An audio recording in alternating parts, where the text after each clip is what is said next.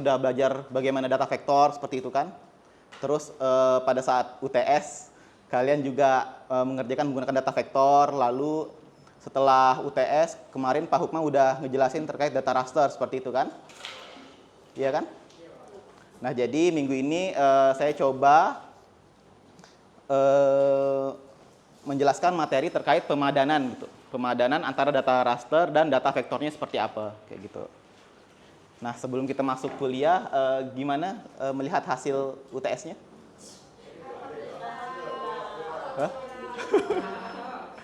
Sekiranya mau gimana?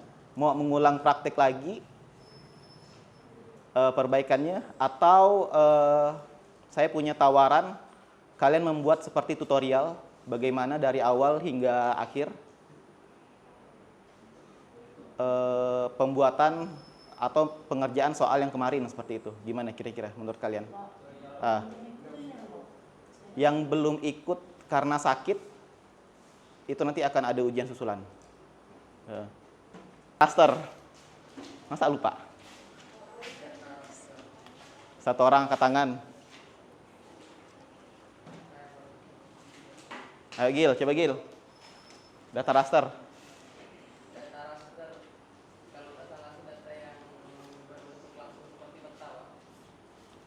Data yang berbentuk langsung. Misalnya berupa peta itu berarti cetak, foto, seperti itu.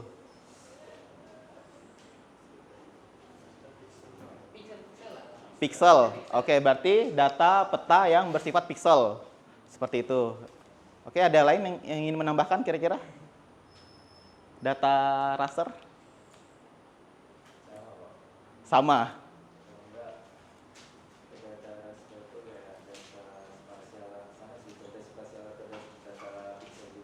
Data spasial yang bersifat pixel, seperti itu. Citra satelit, kayak gitu contohnya. Oke. Kalau data vektor? Nah, Farel.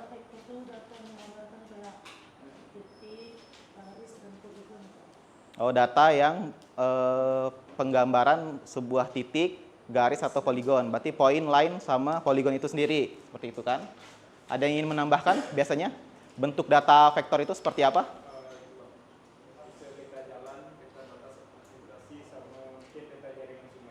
Oh, peta jalan, sungai, administrasi, seperti itu. Oke, masuk. Apa lagi? Oke, sebaran-sebaran fasilitas, kayak gitu-gitu kan, yang bersifat itu ya, point ya, save file gitu ya, berarti. Oke, ada yang ingin menambahkan lagi? Cukup. Nah, ini.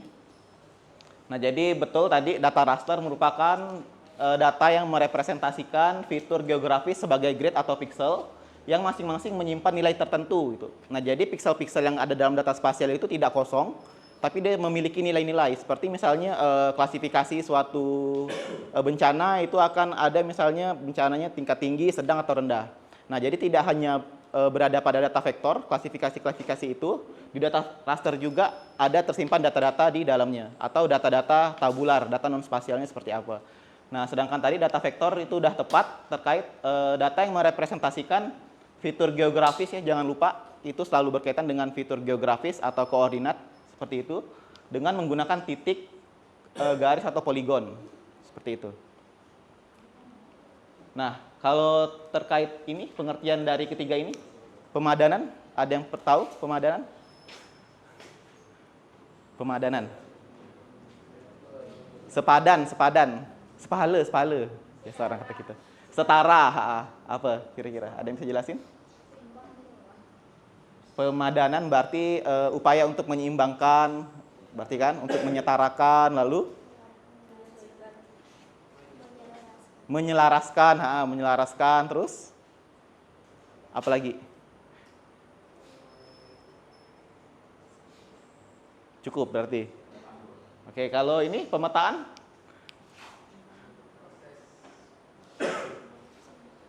Proses membuat peta, gitu ya. Ya simpelnya memang proses pembuatan peta. Kalau partisipatif? Partisipasi itu apa berarti? Keikutsertaan berarti kan, keikutsertaan, berpartisipasi seperti itu kan. Nah, oke, kita coba lihat. Nah, jadi kalau KBBI pemadanan itu berasal dari kata padan yang berarti sebanding tadi, sepadan, sesuai, cocok. Nah, lalu pemadanan itu berarti proses, cara atau perbuatan memadankan, menyamakan, mencocokkan atau membuat sepadan, menyelaraskan tadi itu betul. Nah, lalu pemetaan adalah gambar atau lukisan pada kertas. Nah, ini peta dulu. Gambar atau lukisan pada kertas dan sebagainya yang menunjukkan letak tanah, laut, sungai, gunung, dan sebagainya. Nah, representasi melalui gambar dari suatu daerah yang menyatakan sifat seperti batas daerah, sifat permukaan, dan denah. Nah, tadi betul pemetaan adalah proses dalam membuat peta. Gitu. Nah, jadi perlu kita ingat memang dalam membuat peta itu merupakan gambar yang menggambarkan atau memperlihatkan suatu kondisi wilayah tertentu dengan kemiripan yang dibuat semirip mungkin dengan misalnya simbol-simbol atau gambar atau warna seperti itu. Nah, lalu partisipatif yaitu bersifat turut berpartisipasi atau ikut ambil bagian terhadap proses-proses pembuatan atau pemadanan data vektor dan data raster dalam membuat peta, terutama peta-peta yang dicetak. Nah, ini contoh dua peta yang biasanya kita gunakan. Kalau dalam pemetaan itu ada yang memang diperlukan data citra satelit yang menggambarkan dari hasil-hasil permukaan bumi. Kelihatan real seperti itu kan, ini kelihatan real. Nah, ada juga nanti pemetaan yang memang hanya menggunakan batas administrasi dengan peta-peta kosong atau basement yang kosong seperti ini, kayak gitu. Nah, jadi basement itu bisa menggunakan misalnya citra satelit atau Google Earth, bisa OpenStreetMap yang hanya menampilkan misalnya peta jalan. Jadi kayak gitu. Nah, ini contoh pada saat melakukan pemetaan di Lombok pada tahun 2018 itu pasca bencana gempa bumi. Nah, jadi pada saat di sana itu hanya memerlukan peta yang menggunakan batas administratif dan hanya selebaran kosong, terus dia menggambar sendiri, terus memetakan sendiri seperti itu. Nah, jadi di sana itu dilakukan pemetaan fisik. Nah, jadi pemetaan itu ada dua, namanya pemetaan fisik atau pemetaan sosial. Jadi misalnya pemetaan fisik itu kita berbicara hal-hal yang dapat kita lihat seperti infrastruktur, terus bagaimana misalnya letak-letak permukiman, rumah-rumah, kayak gitu. Nah, jadi pada saat di sana itu kita memetakan bagaimana lokasi-lokasi yang terkena dampak paling parah dan mengetahui rumah-rumah yang hancur akibat gempa bumi. Nah, jadi kemarin itu misalnya kita menyediakan kertas kosong seperti ini kan.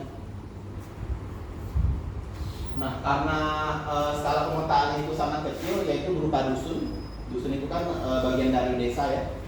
Jadi di sana itu kita memetakan misalnya dalam gang A atau dalam satu gang atau dalam satu permukiman seperti itu. Nah, di sana masyarakat itu dituntut untuk memetakan secara manual atas pengetahuan mereka sendiri. Jadi kita hanya mengarahkan, nanti mereka itu hanya menggambar. Misalnya di dalam satu dusun itu ada satu gang utama, misalnya seperti itu kan. Lalu ada dua jalur seperti ini misalnya.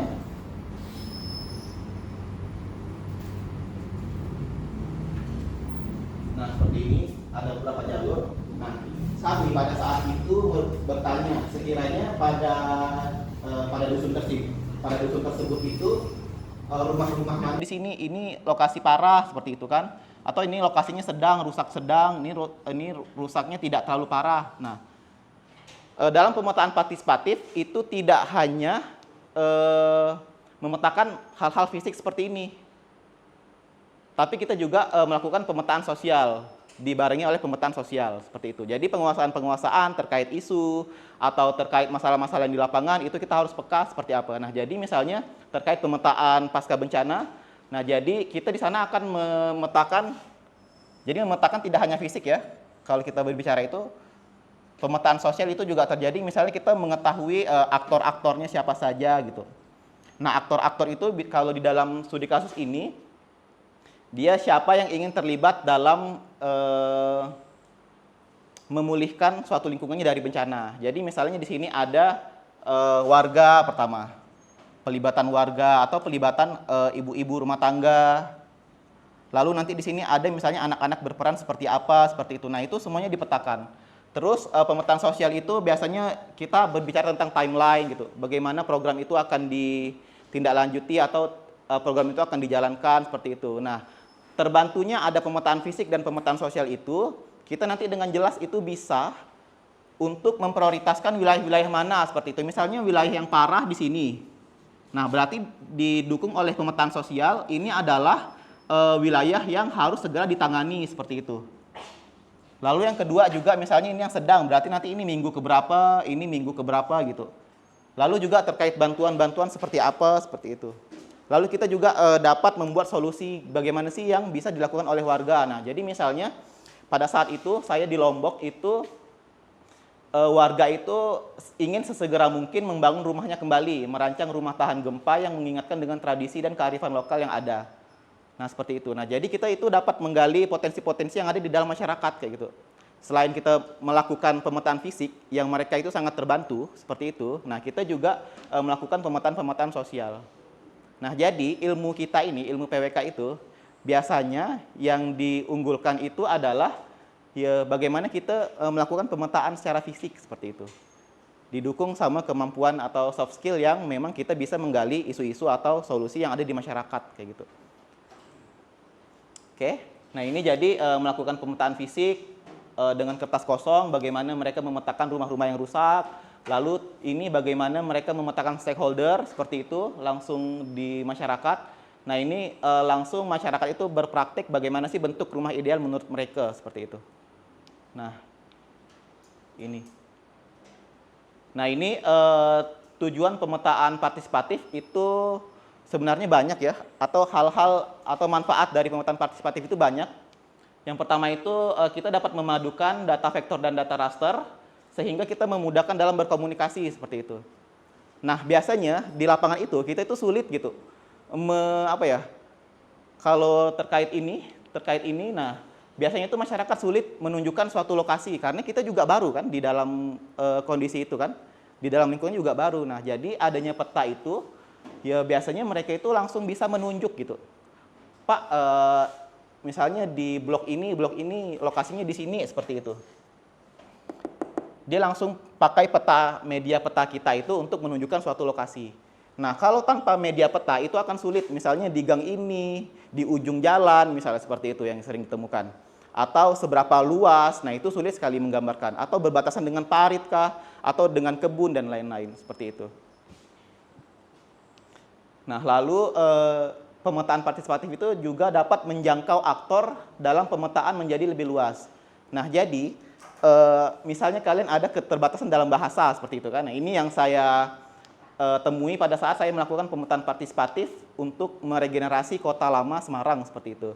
Nah, sedangkan ahli-ahlinya itu ada dari luar negeri seperti Belanda misalnya kan, dari Prancis dan lain-lain, Jerman, Mesir, nah seperti itu. Nah, peta-peta seperti ini dengan mengandalkan misalnya kertas-kertas, lalu ini yang kita lakukan ya kemarin, nah misalnya dengan double tip.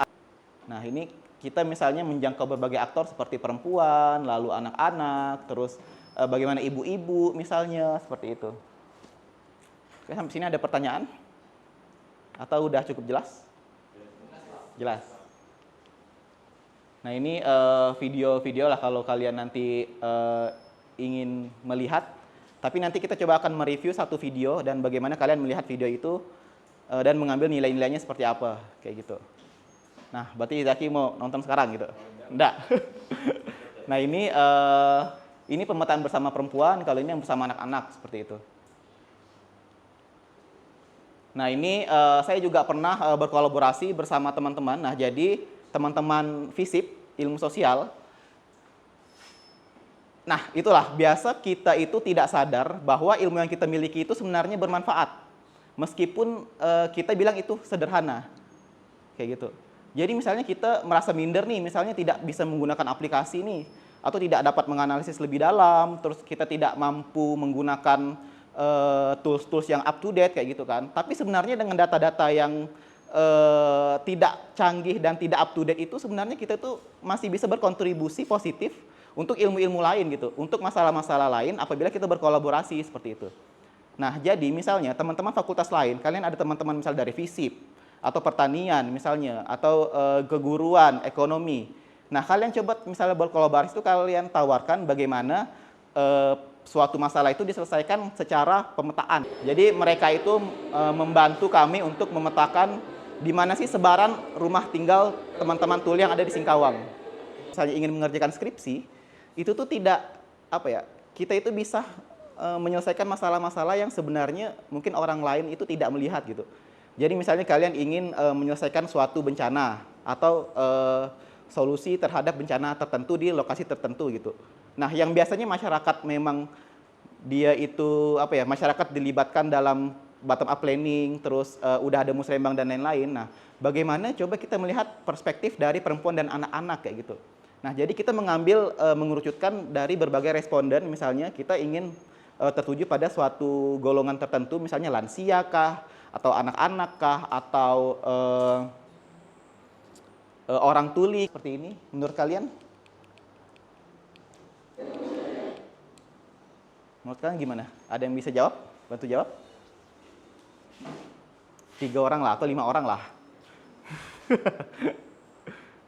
Kalau menurut saya pribadi Pak, kalau untuk pemetaan partisipatif yang dimana kita melakukan pemadanan data vektor dan roster itu memang efektif Pak. Karena misalkan kita kayak mau menuju ke suatu lokasi, terus kita mau melakukan identifikasi permasalahan di lokasi tersebut, itu tuh kayak udah dibantu sama masyarakat sekitar yang dimana potensi isu atau kayak permasalahan itu memang akurat gitu Pak, lokasi atau tempatnya gitu.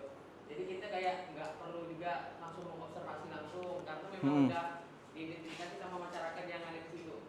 Oke, berarti efektifnya itu kita dapat mengetahui lokasi secara tepat, berarti kan secara spasial bagaimana. Kita tidak perlu survei lagi, misalnya seperti apa, karena misalnya ada keterbatasan waktu seperti itu. Oke, ada lagi teman-teman lain yang sekiranya dapat menjelaskan? Nah, coba. Menurut saya pemadanan data raster sama data vektor untuk pemetaan partisipatif ini cukup efektif Pak. Karena kan dalam pemetaan partisipatif ini kan kita kan juga bekerja sama dengan masyarakat-masyarakat atau stakeholder yang mungkin apa ya kayak kurang mengerti dalam pemetaan itu. Jadi untuk data raster ini membantu untuk di mana sih letak-letak di sini menunjukkan lokasi nyata gitu Pak. Oke. Kalau misalnya cuma data vektor yang berupa titik itu kan mungkin agak susah dalam bekerja sama dengan masyarakat yang mungkin kurang mengerti dengan lingkungannya. Nah, jadi betul tadi karena kita melibatkan suatu masyarakat, nah bisa jadi misalnya kita memperlihatkan suatu peta kayak gitu.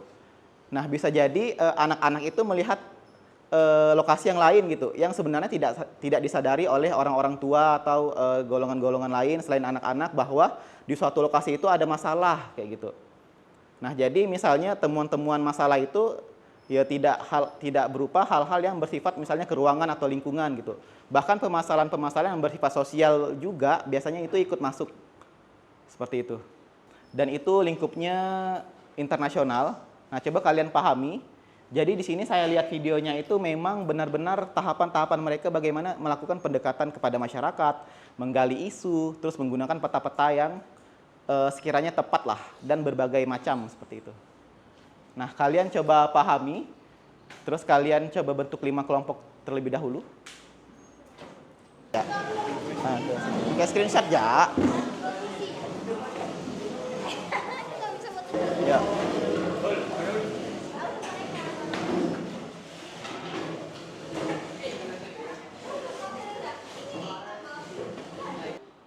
Ini kalau kalian belum pernah ke Beting, kalian melihat bagaimana kondisi di sana seperti apalah. Nah.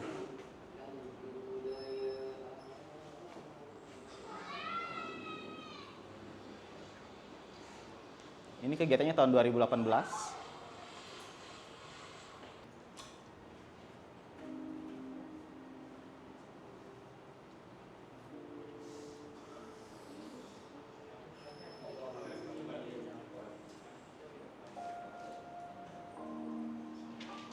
Kita kalau sholat sana wudhunya pakai air parit, wudhunya.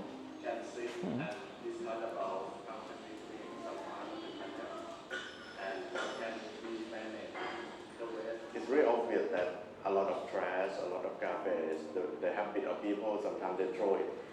And when we discuss with many group of people, they concerned about that problem, but they feel somehow it's powerless. And from that, if the people stronger by doing this together, they can move on to another problem, like maybe to the health, to the public space. It can move on from that. But we need a starting point, the real thing, from the problem to the solution.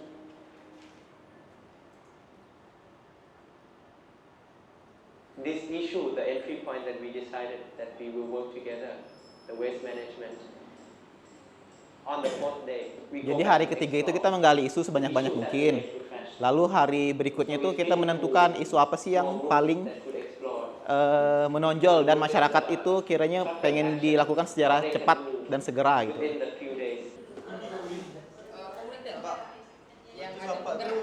Kan berperan dalam ini.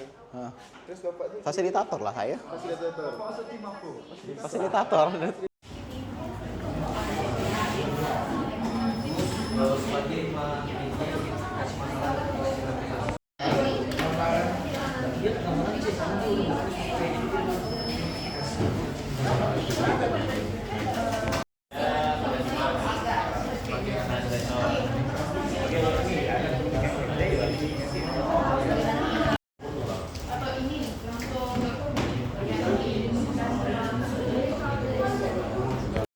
Biar enggak acak-acakan Oh iya kan. kan burafi.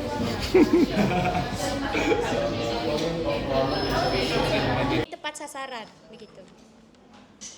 Baik, selanjutnya ada ekologi dan sumber daya alam. Kita lihat di video tersebut bahwa masalah di lingkungan Kampung Beting yaitu tidak lepas dari masalah lingkungan seperti sampah dan penggunaan air dari sungai yang bisa dibilang kurang layak untuk dipakai untuk konsumsi sehari-hari. Maka dari itu mata kuliah pendukung ekologi dan sumber daya alam ini dapat membantu pada video tersebut. Selanjutnya Prosper langsung dua. Baik, selanjutnya tentunya ada disebut lagi Sebagai fasilitator dari komunikasi dari pihak Arkom dan juga masyarakat agar pihak Arkom itu dapat mengetahui lokasi atau titik-titik yang disarankan dari saran atau dari masukan dari pihak masyarakat. Nah, dan itu juga memudahkan dalam menunjukkan. Jadi misalnya masyarakat menunjukkan tadi yang seperti Pak Budi jelaskan, di ujung sana tuh di ujung gang ada sesuatu. Nah, jadi kan pihak Arkom yang baru dalam lokasi tersebut, jadi dia tidak tahu di mana ujung yang dimaksud tuh. Dengan adanya peta ini, jadi pihak masyarakat bisa menitikkan titik-titik yang dimaksud tersebut. Jadi bisa di jawaban kami ini peta sebagai alat kolaboratif utama yang membuat peserta baik warga, mahasiswa maupun fasilitator untuk memahami, menganalisis dan merancang masa depan di kawasan tersebut. Sekian dari kami.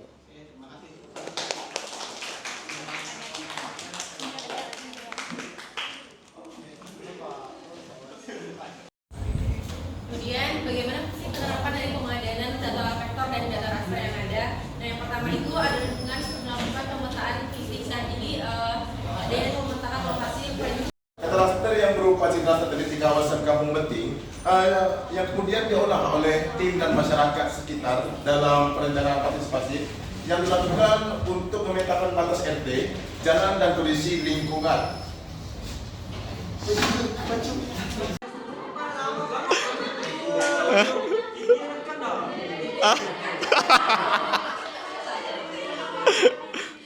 Oh, ada dua kok ya salah.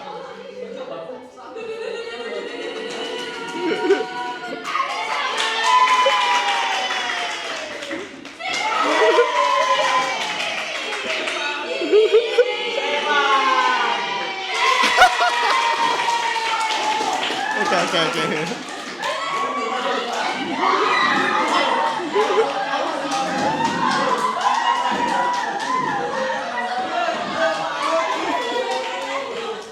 Cari tahu lebih lanjut bagaimana manfaat pemetaan partisipatif, ini ada video contoh baik.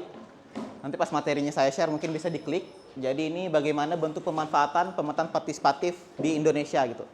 Jadi dari pemetaan bencana, terus menggali isu, dari perempuan, dari orang tua, anak-anak juga ada di dalam video ini.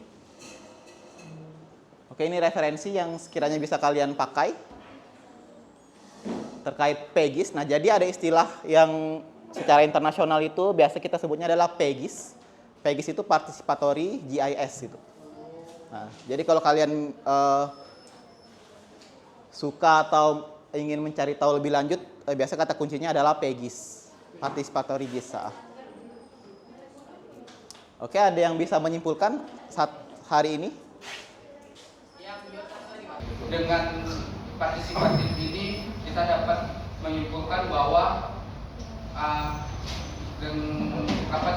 sebagai alat komunikasi yang baik kita dapat bekerja sama dan melalui stakeholder terkait seperti pemerintah, pendidikan dan swasta, begitu Pak.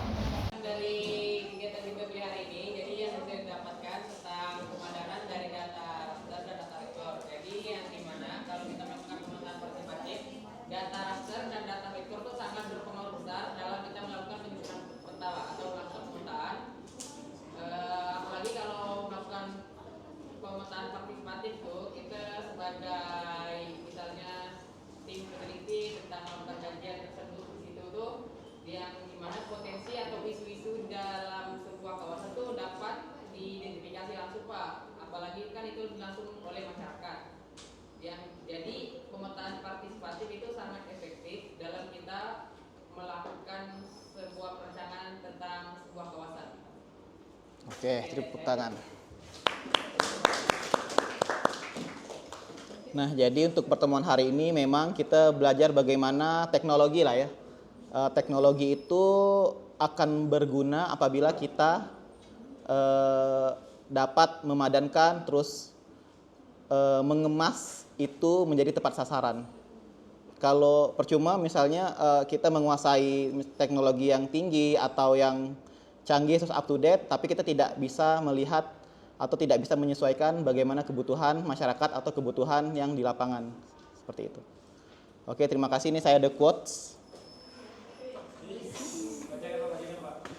Bila kaum muda yang telah belajar di sekolah dan menganggap dirinya terlalu tinggi dan pintar untuk melebur dengan masyarakat yang bekerja dengan cangkul dan hanya memiliki cita-cita yang sederhana, maka lebih baik pendidikan itu tidak diberikan sama sekali.